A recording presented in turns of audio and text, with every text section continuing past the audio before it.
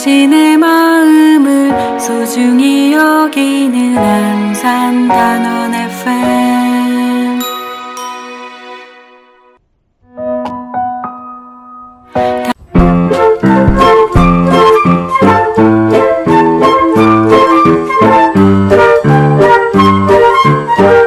끝나지 않은 세월호 이야기.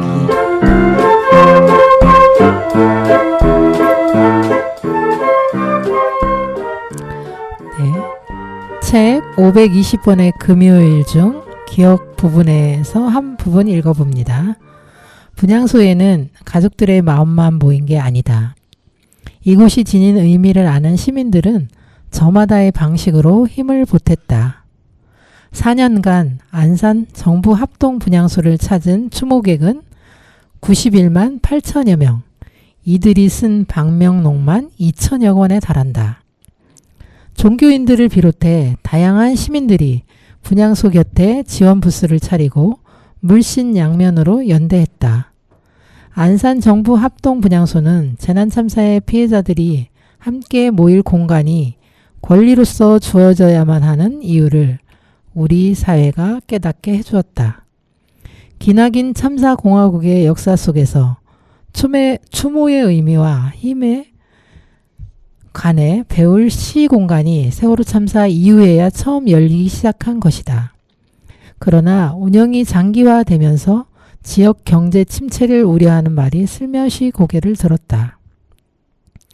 2015년 10월에는 화랑유원지 내 매점과 식당 등에서 경기도와 안산시를 상대로 손해배상 청구 소송을 내기도 했으며 2016년 12월에는 추모 현수막이 훼손되는 일도 있었다.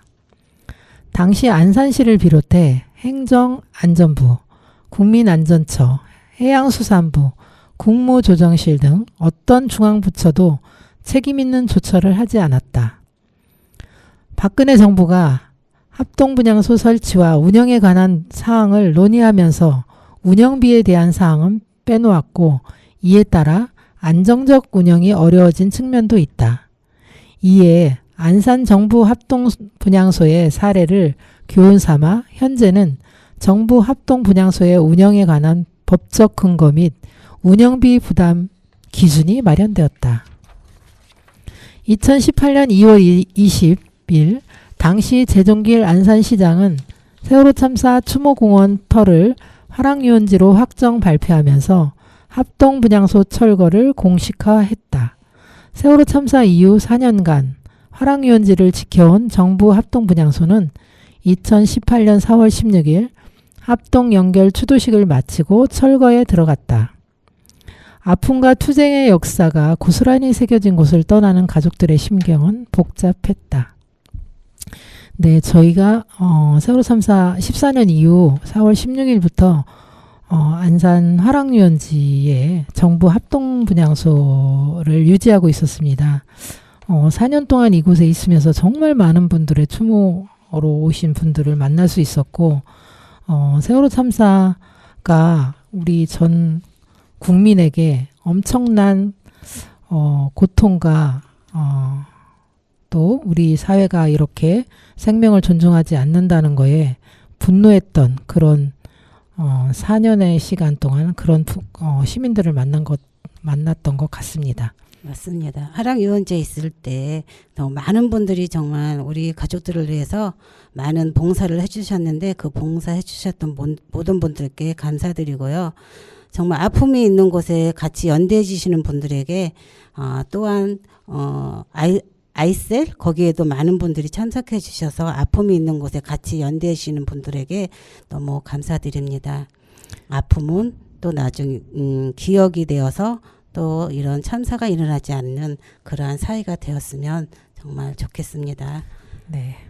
그러면 첫 곡으로 4.16 합창단의 그대의 눈물 마르기 전에 듣고 다음 이야기 듣도록 하겠습니다. 네.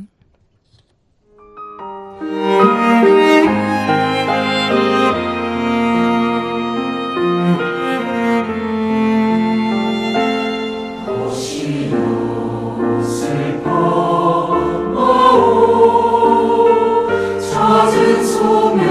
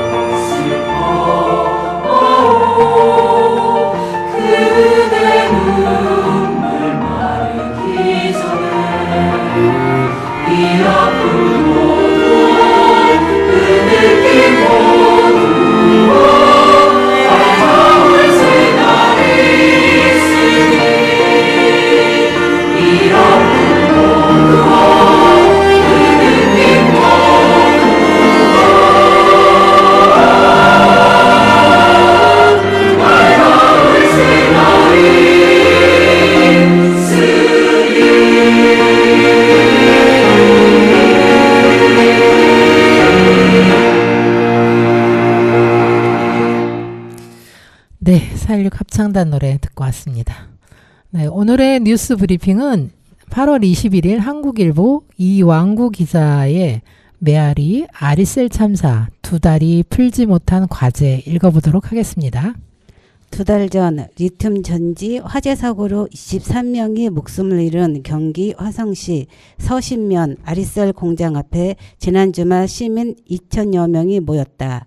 서울, 부산, 제주 등 전국 각지에서 희망버스를 타고 온 시민들은 공장 앞에 마련된 임시 분향소에 참배를 하고 화성시청까지 도보로 행진을 했다.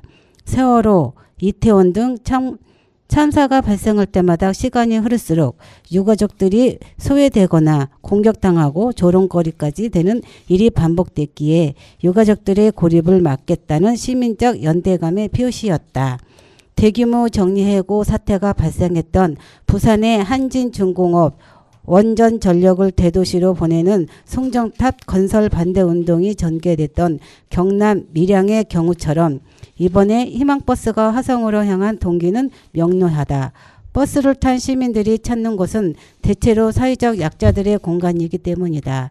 실제로 아리셀 참사 희생자 23명 중 18명이 외국인, 중국 동포 17, 라오스인 1명이었고 여성은 15명이었다. 우리 사회에서 꼭 필요한 인력이면서도 내국인보다 사회적 처지가 낮고 처우는 열악한 이들이다. 한 전문가의 표현을 빌리자면 혐오 및 젠더적 인종주의에 가장 취약한 존재들이다. 유력했던 대로 화성시의 행정적 법적인 지원을 받고 있는 유가족들에게 세금 축내지 말고 나가라고 조롱하고 비난하는 주민들이 나오고 있다. 참사 직후 유가족에게 진심을 다하겠다던 아리셀 측의 이후 유가족 협상창구인 유가족협의회를 무성의하게 상대하는 것도 이런 분위기 때문인지 모른다. 참사가 발생한 지 2달가량 됐지만 보상 논의는 고사하고 7명의 희생자 유가족이 장례를 미루고 있는 이유이기도 하다. 하루하루가 다이나믹한 한국 사회에서 참사는 벌써 먼 일처럼 느껴지고 공부는 희미해졌겠지만 별로 변한 것이 없다는 점에서 다시 아리셀 참사의 교훈을 되짚을 필요가 있다. 무엇보다 아리셀 공장에서는 과거 참사 때마다 지적됐던 문제가 되풀이됐다. 4년 전 38명이 사망한 이천 물류센터 화재 때는 사측이 냉동창고에 결로를 막겠다며 비상구를 폐쇄하는 바람에 대피로를 찾지 못한 많은 이들이 희생됐는데 아리셀 화재에서는 비상구 앞에 인화물질이 잔뜩 쌓여 있어 비상구 반대편에서 희생자가 집중적으로 나왔다. 언어 장벽이 있고 고용 관계가 복잡한 희생자들이 대피 교육을 제대로 받았을 가능성도 낮다. 새로운 문제점이 드러나기도 했다. 리튬 같은 가연속 금속 화재의 전용 소화기에는 성능 기준이 없어 화재의 무방비라는 점이 이번에 알려졌고 신분이 불안정해 불법 체류자로 전락하기 쉬운 단기 이주 노동자들 뿐 아니라 외국인 중 신분이 가장 안정된 재외 동포들마저 산재 위험에 노출돼 있다는 사실이 새로 조명됐다. 하지만 정작 참사의 구조적 원인 중 하나이면서 중소제조업 노동시장의 병폐인 불법 파견 문제를 따지는 데는 진전이 없다. 쉽게 말하자면 누가 노동자들에게 작업을 지시하고 근태를 관리했는지, 안전을 누가 책임져야 하는지 진짜 사장을 찾는 문제는 등한시되고 있다는 얘기다. 업무 지시를 아리셀이 했다는 노동자들의 일관된 증언에도 불구하고 법적 책임은 인력 공급 업체에 있다고 주장하며 합의를 종용하는 아리셀은 말할 것도 없고 당국도 무심하다. 고용노동부는 지난주 65가지 문제를 지적한 아리셀 특별감독 결과와 제도 개선책을 내놨지만 아리셀의 파견업 위반 업무에 대해서는 입을 다물고 있다. 노동자들의 불안정성을 극대화하고 사용자들의 안전 책임을 최소화하는 불법 파견 문제를 그대로 둘 참인가? 노동자들의 희생이 밑거름이 됐던 안정권 진전의 역사가 묻고 있다. 네, 정말 이 아리셀 얼마 전에 희망버스에 저희도 참여했었는데요. 정말 이 지역에서 일어난 일인데 저희가 하면서 느꼈던 게 여전히 이 같은 지역 사람들의 그 이해관계가 너무나 심하다는 것을 느꼈어요. 저희 안산에서도 한학년의 합동 분향소가 있을 때 그 지역 내 상인들이 뭐 장사가 안 된다는 이유, 뭐 어쨌든 이유로 또 고소고발도 들어갔던 것처럼 그런 일들이 있었고, 저희가 그날 어쨌든 이런 희망버스를 하든 집회를 하든 저희가 갈 화장실 같은 게 문제잖아요. 근데 이날도 화장실이 이제 급해서 그 상가의 화장실을 갔는데 상가가 굉장히 큰데 화장실이 하나밖에 없는 거예요. 딱 한 칸짜리 화장실이 1층에 있더라고요. 그래서 너무 많이 줄을 서서 저희가 2층에도 있지 않나. 2층에도 상가니까. 그래서 2층 화장실을 좀 사용하자 하고 2층에 올라가서 거기 이제 가게에 화장실 비번 좀 알려달라 했더니 문 앞에 써 있다고 이제 종업원이 얘기해서 그 화장실 이제 비번을 열고 저희 들어갔는데 그 주인이 딱 오시더니 하시는 말이 화장실 쓰지 마세요 이러는 거예요. 왜요? 민주노총이죠. 화장실 쓰지 마세요 이러는 거예요. 아니 그래서 아무리 민주노총이 연대하는 사람들이지 이 사람들이 뭐 당사자는 아닌데 함께 아리셀의 이런 그 심각한 문제들을 같이 연대하는 사람들이잖아요. 그런데 민주노총이라는 이유로 화장실을 못 쓰게 하는 게 사람들의 생리적인 현상을 그런 것도 이해 못 해주나, 이것이 아직도 또 똑같구나라는 생각이 들더라고요. 그래서 참 엘리베이터도 쓰지 말래요. 저희가 화장실을 보고 나와서 엘리베이터를 눌렀더니 엘리베이터도 쓰지 마시라는 거예요. 그래서 그 건물이 그분 거래요? 어쨌든 이렇게 집회를 하든 뭐를 하든 사람들이 모였을 때 이 사람들이 끝나고 나서 이용하는 게 또 그 상가들이잖아요. 그렇지. 저희가 그 광화문 광장에서도 엄청난 집회들을 날마다 했잖아요. 네. 그때마다 그 주위의 상가들이 엄청나게 저희가 많이 이용을 했어요. 그러면 이렇게 그걸로 인해서 또 매출이 일어나고 하는 건데, 그런 것들은 생각 안 하고 일단 뭐 불편하다는 이유로 본인들은 이제 저기 단다고 이렇게 하는 것들이 너무 화가 나더라고요. 우리도 강화만 있을 때 노란 옷 입고 갈 때 상가 화장실 못 쓰게 쓰면 안 됩니다. 그래갖고 치사하다 그러고 나오긴 했었어요. 그리고 또 여기는 또 외국인이라 이주민 노동자들이라 많이들 또 비난적인 말들도 많이 쏟아지고 정말 제2차의 가해가 또 시작되는 것 같더라고요. 그러니까요. 예주민이라 해도 우리나라에 와서 살면 같은 국민으로 보고 다 따뜻하게 대해줘야 되는데 아직도 좀 이런 것들이 멀은 것 같습니다. 맞습니다. 네, 오늘 끝나지 않은 세월호 이야기 46회에 게스트로 우리 생기발랄한 깜찍한 최양다음 학생과 이야기 나눠보겠습니다. 안녕하세요, 최양다음 양. 안녕하세요. 네. 깜찍 발랄 생기 발랄 3종 세트인 최양다음이라고 합니다. 네, 네. 반갑습니다. 반갑습니다. 네, 다음 양 네. 소개해 네, 주세요. 제 이름은 최양다음인데요. 네. 네 글자죠. 네. 궁금했어요. 맞아요. 아버지께서 지어주신 이름입니다. 최는 아버지로부터 받았고 양은 어머니로부터 받았는데요. 와, 다음은 다음이 있는 세상의 준말입니다. 와 좋네요. 아이 이름을 다음이 있는 세상아 이렇게 지을 수 없어서 다음이 되었는데요. 미래가 있다는 사실, 후손들이 있다는 사실을 잊지 말고 살아야 한다. 정말 이름대로 다음이 있는 세상을 만들어라라는 뜻을 담고 있습니다. 네. 멋지네요. 네, 아버지와 어머니 두 개의 성을 쓴 이유는 제가 태어날 당시에는 호주제가 잔존하고 있던 때였어요. 네. 그 호주제라는 이상한 법이 죽지도 않고 네. 대한민국을 떠돌고 있던 시절이었기 때문에 그 당시에 호주제에 대항하고 싶으셨던 아버지의 마음이 있었기 때문에 그래서 양성쓰기 운동의 일환으로 최양 다음이 되었답니다. 아, 그러셨구나. 네, 존경합니다. 그러니까요. 아버님. 네. 그러면은 우리 다음 양은 그러면 학생이라고 했는데 어느 지역에 사시는 거예요? 저는 집은 충청북도인데요. 네. 충청북도 진천군에서 네, 생거 진천 물 맑고 산이 푸르른 생거 진천에서 사는데 맞습니다. 대학을 대학을 어디로 다니시고 계시나? 네, 대학을 서울로 와서 아. 제가 신촌에 있거든요. 그래서 진천과 서울을 왔다 갔다 하면서 지내고 있고요.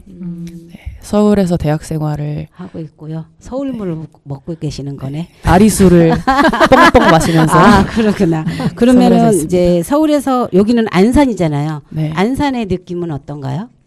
저에게 안산이란 네. 제가 느끼는 안산은요.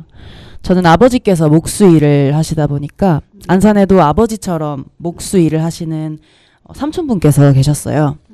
그래서 그 삼촌분께서 공방을 운영하셨는데 그때 제가 아주 어렸으니까 아버지께서 그 삼촌을 보러 갈 때면 뚜닥이네 갈래? 이렇게 말씀을 하셨던 기억이 나요.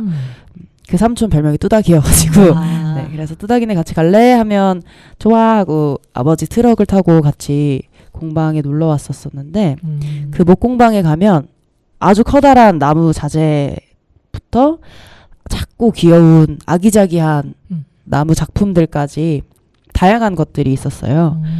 그래서 거기에서 항상 돌아다니면서 우와 이건 엄청 크다, 우와 이건 엄청 작다 하면서 구경을 했던 어렸을 적의 기억이 나고요. 그 공방 바닥이 초록색이었는데 그 초록색 바닥을 마구마구 돌아다녔었습니다. 지금은 리모델링을 해서 아마 바닥색이 여전히 초록색이지는 않겠지만 네. 그런 초록색이 좋긴 해요.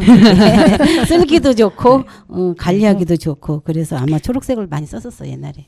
저는 그냥 항상 뚜닥이네라고만 생각을 했는데 오늘 이 라디오 방송 참여하기 위해서 오는 길에 검색을 해보니 네. 뚜닥뚜닥 목공방이라는 오, 이름으로 운영이 뚜닥뚜닥. 되고 있더라고요. 한번 가보시는 거 추천드립니다. 네, 한번 아. 시간 되면 가보도록 하겠습니다. 어디 있어요? 진천에 있어요? 아니요, 안산에 있습니다. 안산에 있는 뚜닥뚜닥 목공방이고요. 그리고 안산 어디? 무슨 동? 거기까지는 사당. 생각. 네, 검색해보면 나옵니다. 뚜닥뚜닥 목공방. 아, 네. 그렇구나. 다음에도 네이버에도 다 나오더라고요. 아. 제가 주소를 외워올 걸 그랬습니다. 네, 우리 그래요. 다음양 삼촌 집에 한번 가겠습니다. 친삼촌은 아니지만 정말 가까운 네. 분이시고 어, 그리고 사실 그건 제 어렸을 때의 기억이고 저는 안산하면 세월호 관련된 키워드들이 많이 생각이 나요. 단원구, 단원고를 비롯해서 세월호의 도시라는 생각을 항상 하게 된다고 느낍니다. 네. 아버지께서 세월호 관련해서 음. 진상규명을 원하셨고 관련 활동가 분들과 함께 이것저것 많이 하시면서 저도 안산을 자주 오고 갔었는데요. 그때 봤던 것들 그리고 그때 생겼던 인연들 그리고 그때 배웠던 것들 덕분에 생긴 기회들이 많기 때문에 세월호라는 이름으로 안산을 많이 기억하고 있다고 스스로 느껴요. 그리고 또 세월호 참사를 통해서 우리가 세월호 참사를 잊지 않고 기억해서 그 기억들을 바탕으로 문제들을 고치고 그렇게 또 미래의 비극을 막아서 네. 더 나은 세상을 만들었으면 좋겠다는 그런 바람이 있습니다. 네, 희망이 보이는 것 같네요. 그럼 오늘 단원 FM 오는 길은 어땠었나요? 제가 서울에서 지하철을 타고 2시간 가량을 물론 제가 달린 것은 아니고 지하철이 달렸지만 어쨌든 달려서 왔는데요. 멀죠? 네, 생각보다 네. 멀더라고요. 네. 그리고 바깥으로 휙휙 지나가는 풍경들이 서울과는 다르다고 느껴져서 뭔가 서울과 진천의 그 중간처럼 느껴졌습니다. 그래서 색달랐어요. 앞쪽에는 아주 커다란 아파트들이 대나무 숲처럼 빽빽하게 서 있는데 뒤를 보니까 고추밭이 조그만하게 있는 거예요. 고추밭이 조그만하게 있고 얼기설기 이제 엉켜 있는 그물을 가지고 울타리를 만들어 놓으신 것들이 보여서 뭔가 네, 앞 뒤가 다른 세계 같다는 느낌을 받기도 했지만 그렇게 다 어우러져 있는 것이 우리 세계니까요. 네. 그런 생각도 했습니다. 이렇게 먼 길 달려와줘서 감사하고요. 우리 다음양 학생협회 이렇게 통기타가 있어요. 네, 멋지네요. 저번에 저는 얼마 전에 몇 달 전에 만난 기억이 있고 노래를 부른다는 우리 다음양의 첫 곡 네, 들려줬으면 좋겠습니다. 무슨 노래를 들려줄 건가요? 기대가 되시죠? 네, 기대하겠습니다. 제가 잠시만요. 화면 조정 중 잠깐 기다리세요. 이 노래의 경우는 가장 최근에 만든 곡이고요. 원래는 소위 사람들이 말하는 사랑 노래라는 것에 대해서 사랑 노래를 만들 거야, 꼭 만들 거야 이런 열망이 없었어요. 네. 그런데 한번 만들어 봐도 좋겠다라는 생각이 들어서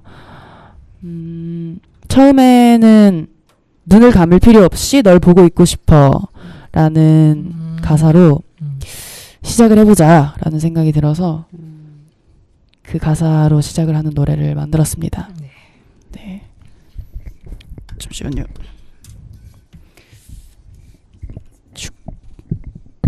쉽지 않네요.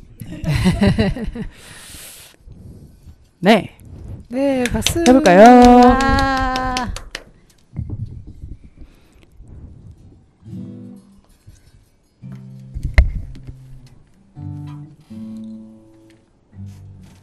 네. 제목은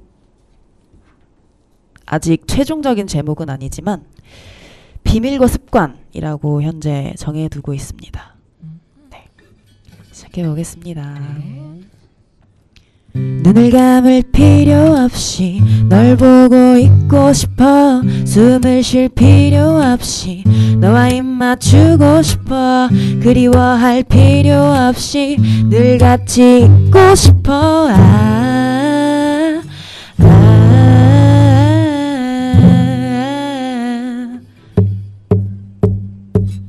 나와 너 사이의 거리 더 가깝게 좁히고 싶어. 빈틈없이 닿기 위해 옷은 벗어 던지고 싶어. 바보 같은 규칙들을 함께 여기고 싶어.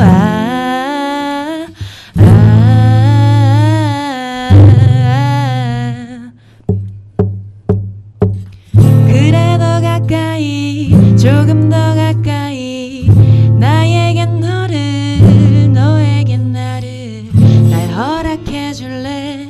네가 허락한다면 우리는 우리가 될 수 있을 테니.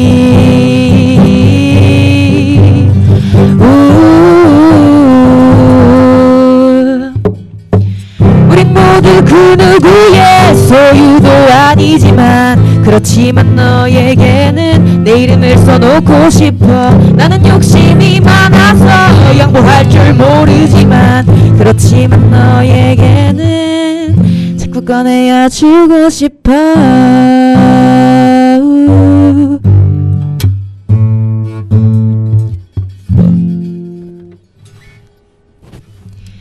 네 예쁜 입꼬리에 날개를 달아주고 싶어. 네 눈동자가 빛날 때면 그 끝에 머무르고 싶어. 내 향이 입은 숨결들을 너에게 불어넣고 싶어.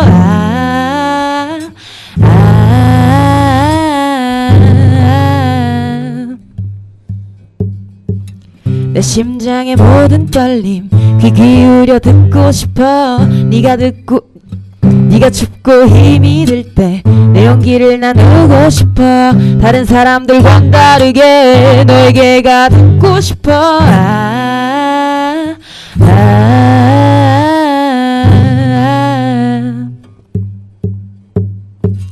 우리들 이대로 언제까지라도 내 곁엔 네가 네 곁엔 내가 두 새끼 손가락이 우리처럼 얽히면 난 그 손을 꽉 쥐고 놓지 않을 테니.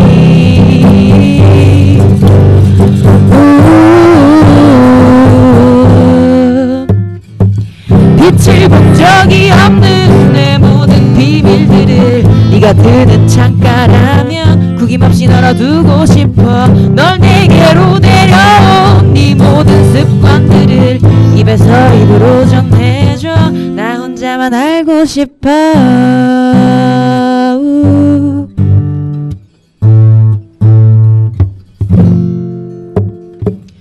네 비밀이 되고 싶어. 내 비밀이 되어줄래.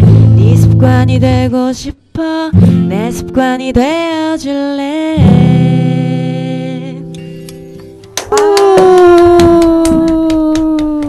예. 네, 노래 잘 듣고 왔습니다. 그 목소리의 힘이 굉장히 에너지가 넘치네요. 노래 너무 잘 들었습니다. 감사합니다. 제 어머니께서 들으시면 뒷목을 잡으실 것 같은 노래였지만 어쨌든 불렀습니다. 네, 아유 목소리가 굉장히 우렁차고 힘이 있어서 좋으네요.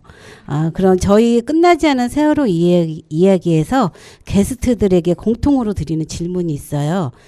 우리 다음 양은 14년도에 몇 살이었고 또 혹시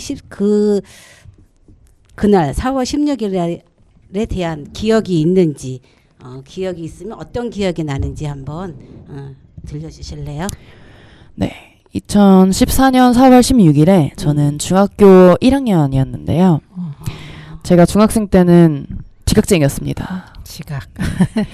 학교가 집과 그렇게 먼 것도 아니었는데 아이들 중에서는 또 학교와 꽤 가까운 곳에서 사는 편이었는데 놀라울 정도로 지각을 많이 하는 학생이다. 네, 이런 평가를 받았습니다. 잠이 많았어요? 그렇습니다. 잠을 많이 잤고요. 근데 그날 아침 세월호 참사 당일날에는 제가 지각을 할 일이 전혀 없다고 느꼈던 날이었어요. 왜냐하면 상당히 이른 시간에 출발을 했고 아주 기세등등하게 내 지각 생활 이제 청산되었다. 이렇게 생각을 하고 출발을 했는데 학교로 가는 길에 6차선 도로가 있어요. 근데 그 도로 가운데에서 어머니께서 운전하시던 자동차가 갑자기 멈춰버린 거예요. 그 차는 쌩쌩 지나다니고 아침에 출근 시간이다 보니까 아주 붐비는 그런 상태였는데 자동차가 멈춰서 시동도 걸리지 않고 그래서 어머니도 어떻게 왜 이러지 하고 어쩔 줄 몰라 하셨던 기억이 나고요. 이후에 어머니 아버지께서는 차가 퍼졌다라는 표현을 저희에게 그때 알려주셨고 그 일을 통해서 퍼졌다라는 단어가 어떻게 쓰이는지를 좀 배웠던 것 같습니다. 그래서 도로 한가운데 외딴 섬처럼 있다가 얼렁뚱땅 등교를 아슬아슬하게 하게 되었어요. 그래서 지각하지 않으려고 아침 일찍 나왔는데 이게 도대체 무슨 일이야 이렇게 생각을 했던 기억이 나고요. 그리고 가장 생생히 기억이 나는 것은 교실 앞쪽에 천장에 매달려 있는 TV가 있었어요. 네. 그때 세월호가 침몰했고 고등학생들이 그 배에 많이 타고 있었다는 뉴스가 나왔고 그리고 전원이 구조되었다. 이렇게 앵커가 이야기를 해서 전원이 구조되었구나. 배가 침몰하는 사고가 일어나는구나. 이렇게 굉장히 색다른 날이었죠. 자동차가 멈춰버리고 배가 수학여행을 가기 위해서 탔던 배가 침몰해버리는 일이 생기는구나를 또 알게 된 날이었고 그래서 전원 구조라고 했다가 그 다음에 이제 희생자 수가 하나둘씩 늘어나기 시작하는 거예요. 그래서 그때 저는 언론에 관심이 많은 학생이었어요. 뉴스, 신문, 기사를 많이 보던 학생이어서 그 당시 MBC가 제가 알기로는 최초로 전원 구조라는 뉴스를 내보낸 것으로 아는데 그때 공교롭게도 제가 학교에서 봤던 것도 MBC 뉴스였거든요. 그래서 언론이라는 곳은 무엇을 하는 곳일까? 그냥 전혀 사실관계가 확인이 되지 않아도 누군가가 그랬대라고 하면 받아 적어서 내보내는 것이 언론인가? 라는 생각을 했던 그래서 언론에 대해서 회의적이게 생각했던 때였다고 스스로 느끼고 있네요. 지금 돌이켜보면 그 당시에는 그랬습니다. 그때 그 언론 그 MBC 그 보도를 잘못했던 그분이 지금 이진숙이잖아요. 근데 그분은 지금까지도 그렇게 오버돼서 혼선을 주고 난 그 사고에 대한 그런 자가 지금은 아주 그냥 승승장구하면서 여태까지 살아왔다는 게 너무 이 나라는 잘못하고도 아주 잘 산다라는 거를 막 그런 언론에서 보여주는 것 같아서 다음 세대들이 그런 걸 배우면 안 되는데 배울까봐 참 두려운 게 참 많기도 해요. 맞아요. 그래서 저도 이런 문제에 있어서 우리가 정말 관심을 가지고 목소리를 내야 하는구나라고 느껴요. 맞아요. 부당한 일, 잘못된 일을 한 사람들이 부끄러워하지 않는 이런 세상에서 우리가 어떤 일을 할 수 있을까? 어떻게 해야 부끄러움을 느끼게 할 수 있을까를 고민하고 있습니다. 다음 양의 이야기를 듣다 보니까 우리 어른들도 그렇지 못한 어른들이 상당히 많은데 네, 그런 어른들에게 교훈이 되었으면 좋겠네요.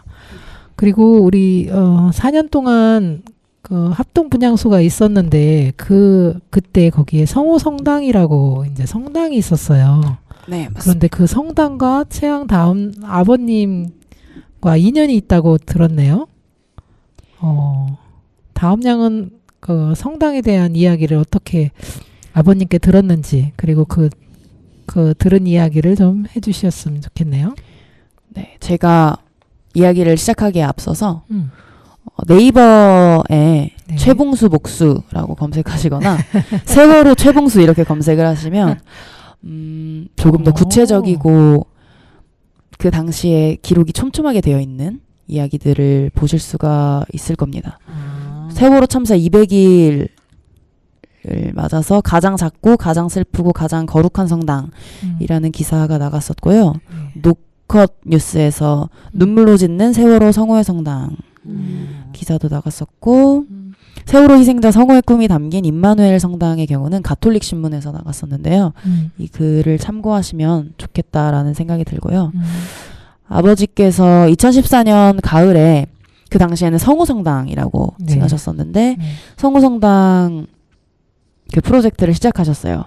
그때 세월호 기억관 관련한 문제도 그렇고 분향소 문제도 그렇고 여러 가지 문제가 있었는데 그게 다 2014년 가을에 시작이 되었다고 알려주셨었고 이런 문제가 있었기 때문에 사람들이 모여서 계속 뭔가를 해야 한다라고 생각을 하셨대요.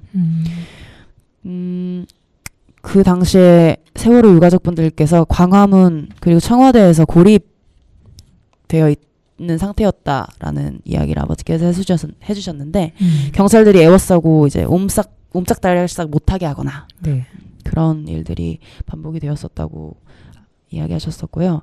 그때 풀뿌리 시민 네트워크가 이제 페이스북 페이지가 있었는데 그때 세월호 참사가 나고 나서 세월호 가족 지원 네트워크가 되어서 운영을 했었대요. 그래서 장영승, 노부호, 서대영 등등 아버지 지인분들이랑 같이 우리가 어떤 프로젝트를 진행할 수 있을까를 고민하셨고 그때 분향소 마당에 꿈 마을 프로젝트를 진행해보자라는 의견이 나왔었대요. 그래서 이제 희생된 단원과 학생들, 아이들의 꿈을 자그맣게라도 실현해보는 프로젝트를 진행해보자. 그래서 4-5명 정도의 장래 희망을 가지고 분향소 앞에 작은 마을처럼 이제 옹기종기 꾸미려고 계획을 했었던 거라고 들었어요. 네일샵을 꿈꾸는 학생도 있고 유치원 선생님이 되고 싶어하는 친구도 있고 이랬었으니까요. 그래서 장영승 큰아빠라고 하겠습니다. 큰아빠께서 기획을 하셨는데 처음에는 작은 미니어처 성당을 만들려고 했었는데 미니어처더라도 나무 자재가 필요하잖아요. 그런데 건축 자재 중에서 나무는 비싼 편에 속하거든요. 근데 또 돈이 넘치는 게 아니니까 기획뿐이고 실행이 어려운 상황이었대요. 돈이 많이 드는 일이어서 이제 영승 큰아빠께서 협조 요청을 이제 온라인에 올리신 거죠. 그래서 처음에 영승 큰아빠가 버리는 목재를 구하고 계셨는데 아버지는 버리는 목재로는 지을 수 없다라고 생각을 하셨대요. 그래서 버리는 목재로는 지을 수 없을 텐데 생각을 하고 이야기를 했더니 근데 돈이 없어서 새 목재를 할 수는 없다라는 답변을 들으셨고 그래서 폐목을 구하는 거라고 하셨대요. 아빠는 그 답을 듣고 그럼 내가 나무를 버리겠다 라고 해서 나무를 기부하셨어요. 아버지께서 가지고 계시던 목재를 5톤 트럭 2개 분량이 나왔으니까 그 나무를 싣고 안산으로 가셨었고 그때 분향소에 도착을 했는데 사람도 없고 공구도 없고 아무것도 없더래요. 네. 나무만 있어서는 할 수가 없는 일이니까 음. 충주 삼촌이라고 있어요. 충주 아버지 후배. 음. 그리고 또 뚜다기 삼촌 여기서 또 나오십니다. 네. 목공방을 운영하고 계신 뚜다기 삼촌을 섭외해서 우리 성당을 지어보자 이렇게 이야기를 했고, 아버지는 성우성당이 껍데기만 있는 그런 세트장이 되어서는 안 된다고 생각을 하셨고 작게 짓지 말자, 진짜로 쓸 수 있는 공간을 만들자 이렇게 이야기를 하셨대요. 처음엔 자그맣게 할 기획이었지만 최소한 한 가족 그리고 또 친지들이 와서 정말로 기도를 할 수 있고 모여서 이야기를 나눌 수 있는 공간을 만들자 이렇게 이야기를 하셔서 아버지께서 설계와 디자인을 하셨고 그리고 이제 진천에서 연장을 싣고 안산으로 가셨죠. 그리고 안산에서 이제 성우성당을 지으시면서 한 달 가까이 이제 박예슬 학생 아버지께서 공간을 대여해 주셔서 그 집에서 같이 작업하셨던 분들과 머무르셨고요. 거기서 자고 먹고 하시면서 성당을 지으셨었어요. 그리고 저희 아버지를 비롯해서 이제 목공일을 하시는 분들뿐 아니라 자원봉사자분들도 오시고 재능 기부를 하겠다고 오신 분들도 계셨거든요. 네, 그래서 양광조 씨 듣고 계실진 모르겠지만 보고 싶습니다. 정두수 씨 보고 싶습니다. 네, 그래서 이렇게 도와주시고 거들어주시고 하셨다고 들었고 전국에서 정말 말 그대로 전국에서 모여주셔서 제주도에서 오셨던 상진 삼촌도 계시고 전주에 계신 느티나무 삼촌이라고도 계세요. 느티나무 삼촌도 또 오시고 그렇게 해서 여러 사람이 모여서 성당을 짓고 11월 1일에 축성식을 했는데 성우 학생이 선부동 성당에 다녔었대요. 그래서 아버지가 그 이야기를 듣고 신부님을 만나러 가셨어요. 그래서 우리가 무엇을 하려고 한다 하고 이렇게 설명을 한 다음에 이걸 해도 되겠습니까? 자가도 성당이잖아요. 그래서 가톨릭 교구의 승인을 구해야겠다고 생각을 하셔서 신부님을 만나셨고 신부님께서 흔쾌히 좋다고 답변을 해주셨고 그때 아빠께서 이제 이 성당이 완성되고 나면 축성식을 해주시겠어요? 라고 했더니 신부님이 좋다고 하셨고 그래서 11월 1일에 축성식을 진행해서 공식 성당이 되었습니다. 선부동에 계신 신부님 키가 2m 7cm라고 합니다. 그래서 저도 처음에 보고 우와 저렇게 키가 큰 신부님이 있다니 라고 생각했던 기억이 납니다. 축성식 때 저는 처음 뵀었거든요. 그래서 결국에 성우의 성당은 그 누구의 소유도 아니고 가톨릭의 귀속이 된 진짜 성당이 된 상태고요.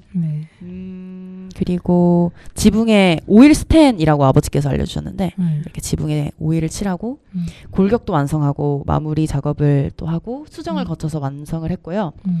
그리고 2018년 4월에서 5월 사이에 아버지께서는 지방선거를 돕고 계셨어요. 지방선거 준비를 돕고 계셨는데 지방선거 운동을 하고 있는데 그때 분향소 철거가 되어서 일정이 늘어지게 되었는데 그럼 이 성당은 어떻게 할 것인가 그때 살짝 그게 논란이었었다고 들었어요. 네, 그때 이제 수원 가톨릭대에 계신 김건태 루카 신부님께서 수원 가톨릭대로 이전해서 영구 존치를 하는 것이 어떻겠느냐는 이야기를 해주셨고 그래서 또 영훈 큰아빠 뚜덕 삼촌 등등 아저씨들이 모이셔서 성당을 이리저리 뜯고 분해를 해서 수원 가톨릭대로 옮겼습니다. 그래서 5월 1일 노동절에 수원 가톨릭대로 성우성당은 가게 되었고요. 올해 2024년 2월에 10주기를 앞두고 아버지께서 수원에 가셔서 그때 미처 못했던 것들 지붕을 또 수리하고 보완도 하고 그렇게 완성된 성당이 되었다고 알려주셨어요. 창틀 같은 작은 부분이나 천장은 이제 가장 빠르게 노후화되는 부분이니까 뜯고 다시 꼼꼼하게 막고 너와도 다시 올리고 그래서 지금은 임마누엘 성당이 되었는데요. 처음에는 성우성당이라고 부르다가 그 다음에 기다림의 성당으로 할 것인가 기억의 성당으로 할 것인가 이름 이야기가 나왔는데 시신수습을 못한 사람들이 있고 돌아오지 못한 사람들이 있으니까 기다림의 성당으로 하자라고 해서 기다림의 성당으로 안산에 있다가 성우학생 세례명이 임마누엘이어서 아버지께서 임마누엘 성당으로 하는 게 좋겠다고 제안을 하셔서 가톨릭대에 가서는 임마누엘이라는 마지막 공식 명칭이 정해지었습니다. 네, 그래서 아이디어만 있고 물자가 없는 상황. 네. 정말 아버님이 훌륭하신 일을 해주셨군요. 네. 네, 정말 감사하게도 네, 맞아요. 이렇게 세월호 참사를 기억할 장소 그리고 기억하고 있는 누군가가 반드시 필요하고 맞아요. 그 역할이 저희에게 주어졌다고 생각한다라고 이제 수원 카톨릭대 기획관리처장님이신 한민택 신부님이 이렇게 말씀하셨네요. 그래서 네. 꼭 그런 책임을 가지고 앞으로도 세월호 참사를 기억하고 또 기억하고 또 기도하겠다라고 하셨네요. 정말 감사한 분들이 너무 많은 정말. 것 같습니다. 아빠의 영향을 받아서 우리 다음 양이 또 이렇게 세월호에 같이 이렇게 해주셔서 네. 감사하고요. 그럼 여기서 잠깐 저기 분위기 전환을 위해서 우리 다음 양의 다음 노래 소개하고 다음 노래. 다음 양의 다음 노래를 듣는 시간을 가져보도록 하겠습니다. 그러면 직접 소개를 해주시고 네. 네, 노래 듣겠습니다. 네, 이번 노래의 경우는 제목이 빙하기에서 살아남기입니다. 네, 제가 지금 제 자작곡을 만든 순서를 거꾸로 이제 공연을 하고 있는데요. 원래 순서대로 하는데 오늘은 거꾸로 해봐야겠다는 생각이 들어서 거꾸로 하고 있습니다. 빙하기에서 살아남기 이 곡의 경우는 오늘날에 우리가 살아가고 있는 이 시대가 빙하기 같다는 생각이 들어서 만든 노래예요. 분열, 고립, 혐오 이 시대가 빙하기 같다는 생각이 들었고 그래서 우리가 다름을 인정하고 서로 연결되어서 그리고 내가 아닌 다른 누군가를 위해서 연대하면서 이 빙하기라는 시대 이 꽝꽝 얼어버린 이 시대를 깨버리자 그 얼음을 깨보자 라는 이야기를 담고 싶었어요. 네. 그렇습니다. 그래서 빙하기가 찾아왔다는 이야기로 시작하는 빙하기에서 살아남기 네. 들려드리도록 하겠습니다. 네.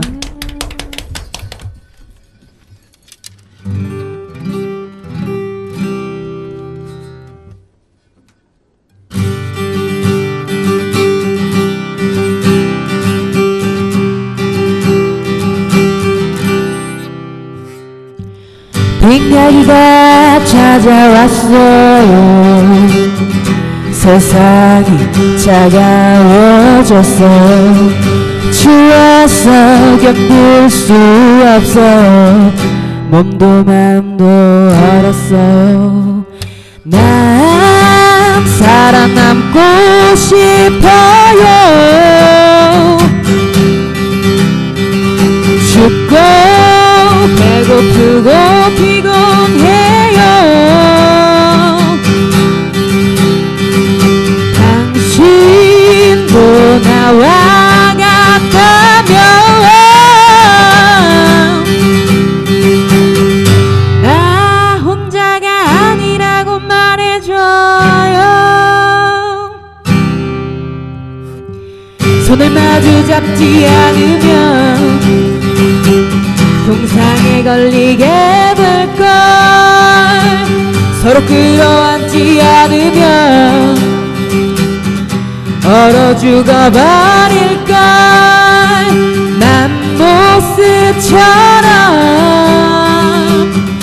눈 사이에서 화석으로 발굴되고 싶지 않다면 차가운 빙하 그 아래에서 5만 년 동안 잠들고 싶지 않다면 조금만 더 다가가 보자. 온기가 우리를 살릴 테니까 조금만 더 다가와 보자. 네가 손 내밀면 내가 잡을 테니까.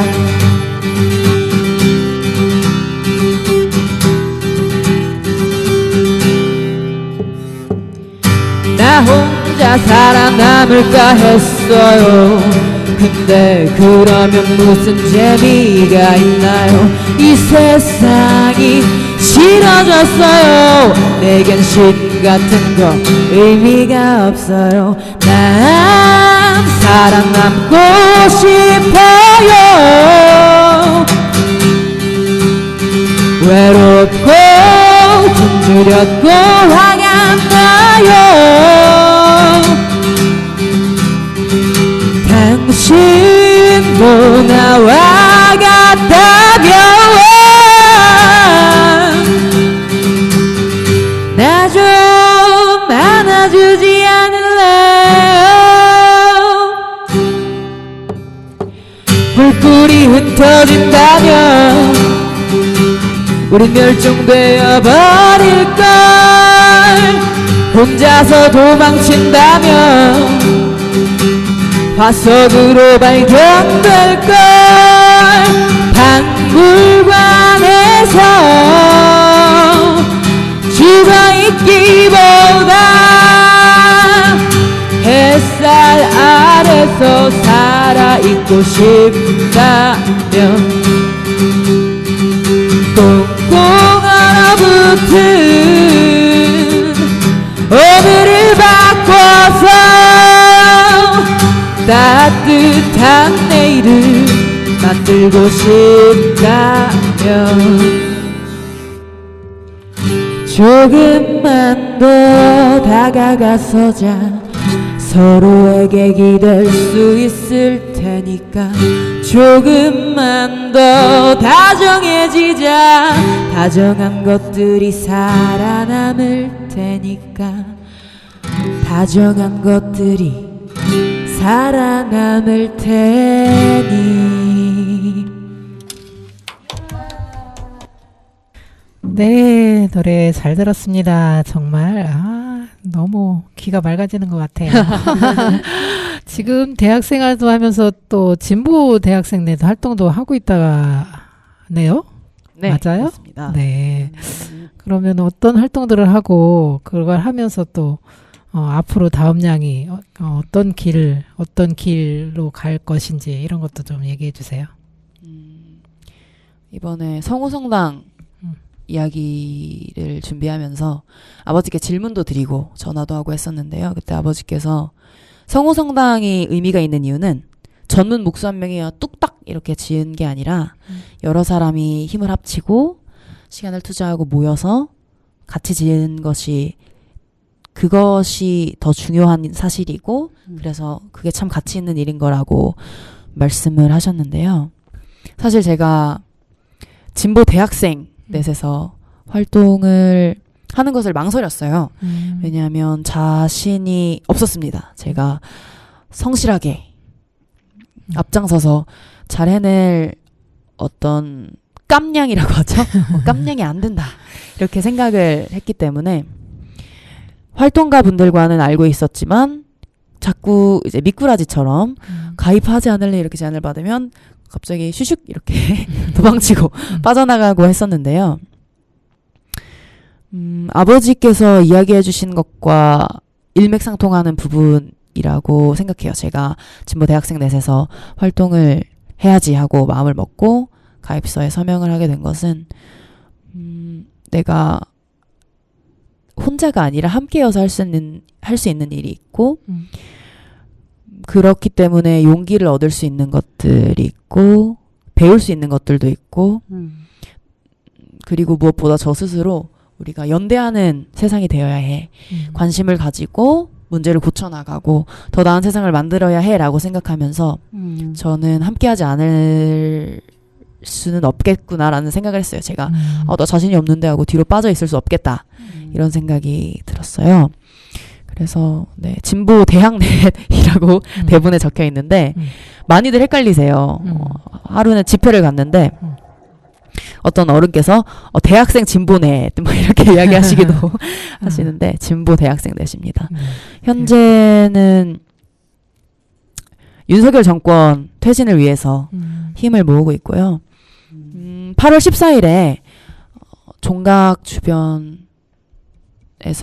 율동 연습을 이렇게 열심히 해서 광화문역 쪽에 가서 이제 위안부 기리밀 행사가 있었어요.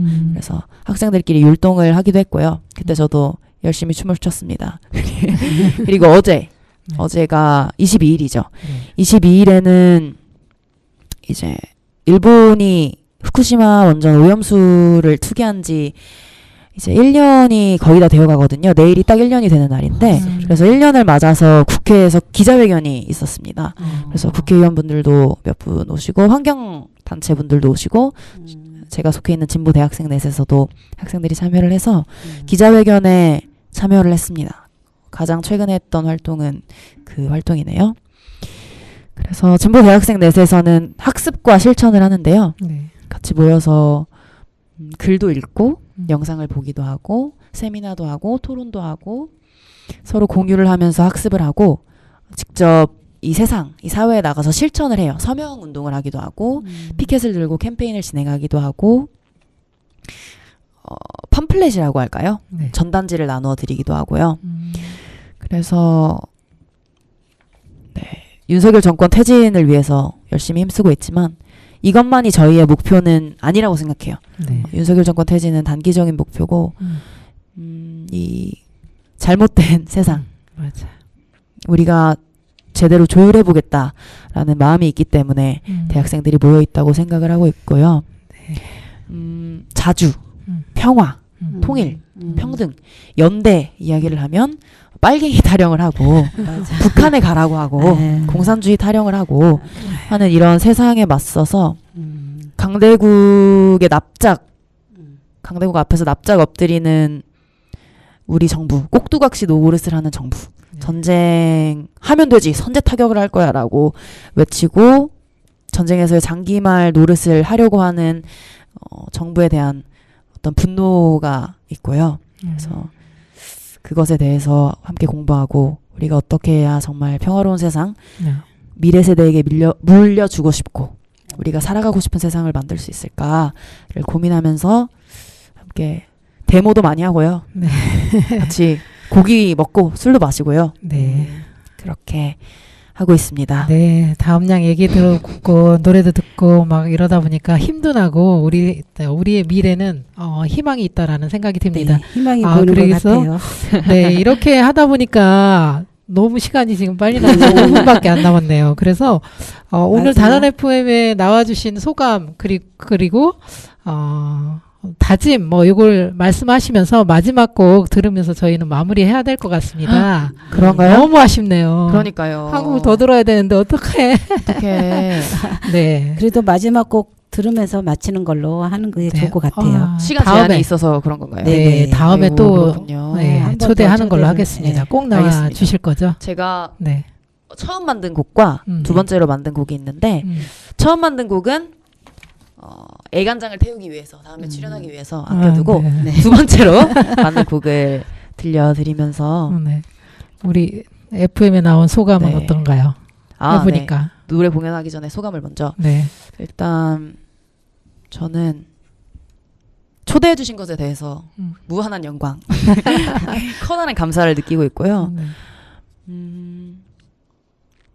제가 사실 농촌에서 자라서 한부모 가정, 조선 가정 친구들이 많았어요. 가정 환경이 좀 어렵거나 어떤 적극적인 보살핌을 받지 못하는 친구들이 많았는데 그때 제가 굉장히 떵떵거리면서 학교에서 생활을 했거든요.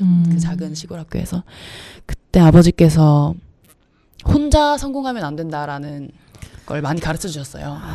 제가 막 떵떵거리고 와 내가 골목대장이야 이렇게 있는 것에 대해서 혼도 많이 내시고 혼자 성공하는 것은 성공하는 게 아니라고 가르쳐 주셨었는데 제가 여기에 나온 것도 저희 아버지의 가르침과 맞닿아 있는 부분이라고 생각하고 제가 앞으로 어떻게 살아갈 것인지 단원 FM에서의 경험을 바탕으로 어떻게 행동할 것인지를 압축해서 네. 보여줄 수 있는 문장이라고 생각합니다. 혼자 성공하지 않겠다. 네. 네. 훌륭합니다. 네, 좋은 노래 들려주셔서 감사합니다. 마지막 곡 듣고 오겠습니다. 오는 게 아니구나. 가겠습니다. 네. 네. 마지막 곡의 경우는 제목이 살짝 깁니다. 앞으로도 아프지 말고 앞으로 가자라는 곡인데요. 네. 말 그대로 우리가 앞으로도 아프지 말고 함께 앞으로 나갔으면 좋겠다는 생각이 들어서 만들어 본 곡입니다.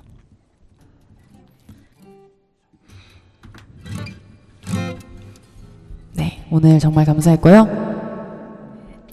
최양다음 검색하시면 제 유튜브 계정과 인스타그램 계정을 찾으실 수 있답니다. 네, 구독과 좋아요로 많이 응원해주세요. 네, 좋아요. 네, 해보겠습니다. 믿을 수 없는 일들이 반복되는 세상, 믿었던 약속의 말들이 반복되는 이곳, 그래도 우리는 말야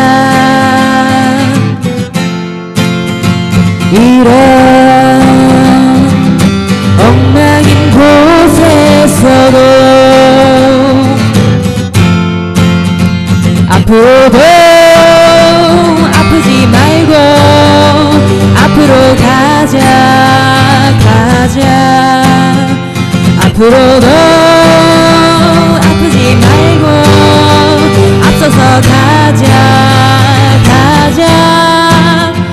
비록 앞일은 모르지만 앞날을 향해서 앞길을 위해서 앞장서서 항해하는 거야. 앞으로도 우리 함께하는 거야. 온통 부조리한 일들 뿐이야. 도통 넘어가고 싶지가 않아. 고통 산다는 건 고통이야.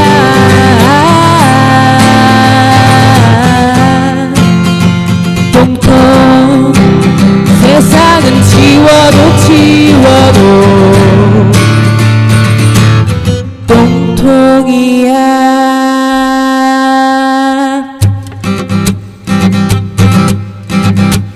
오히려 좋아. 마치 걸음이 필요했는데 잘 됐어.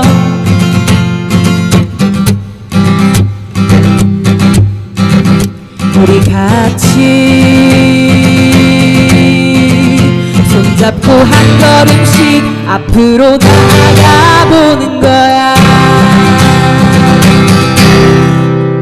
앞으로도 아프지 말고 앞으로 가자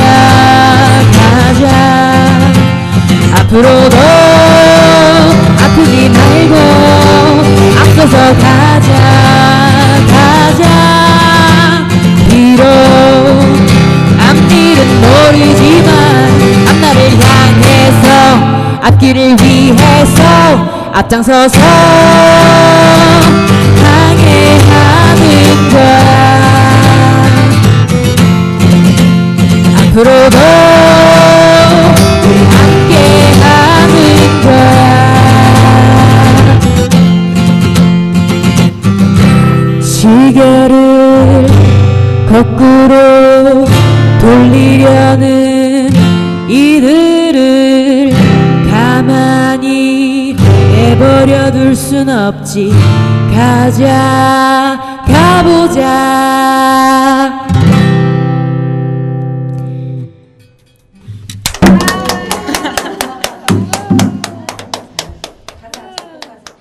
네, 맞습니다. 아직 초보입니다.